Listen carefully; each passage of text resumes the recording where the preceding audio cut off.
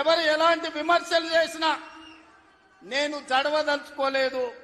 నేను చెప్పదలుచుకున్నా, ఆనాడు శ్రీమతి ఇందిరాగాంధీ గారు ఈ తెలంగాణ ప్రాంతం నుంచి ఒక పివి నరసింహారావు గారిని, ఒక మర్రి చెన్నారెడ్డి గారిని, ఒక పి శివశంకర్ గారిని, ఒక వెంకటస్వామి లాంటి నాయకులను అందిస్తే ఈ తెలంగాణ ప్రాంతానికి అన్న ఎన్టీ రామారావు గారు ఓ మండవ, ఓ తుమ్మల నాయకత్వాన్ని తెలంగాణకు అందించిండు.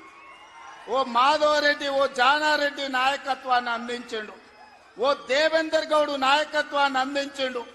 ఓ కడియం సిఆరి, ఒక మోత్కుపల్లి నరసింహుల లాంటి నాయకులను ఈ తెలంగాణకు అందించడు. అంతెందుకయ్యా, ఈనాడు ఉపన్యాసాలు ఇస్తున్న బీఆర్ఎస్ నాయకుడు కల్వకుంట్ల చంద్రశేఖర్ రావుకి రాజకీయ భిక్ష పెట్టింది ఎవరు?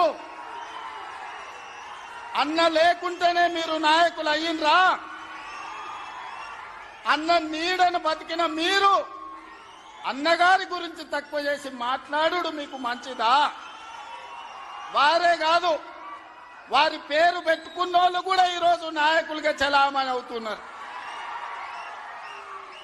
ఆయన ప్రోత్సాహం ఇచ్చి, ఆయన భుజము తట్టి, ఆయన అవకాశం ఇచ్చిన ఓ తుమ్మల, ఓ మండల, ఓ మండవ, ఓ జానా, ఓ మాధవరెడ్డి, ఓ దేవేందర్ గౌడ్, ఓ కడియం సిఆరి, ఓ మోత్కుపల్లి నరసింహులే కాదు, తెలంగాణలో నాయకత్వాన్ని వహిస్తున్న కల్వకుంట్ల చంద్రశేఖరరావును కూడా ఎన్టీ రామారావు గారికి గుర్తించే రాజకీయ అవకాశాలు కల్పించిన సంగతి ఎవరు మరవద్దు. ఇది చరిత్ర.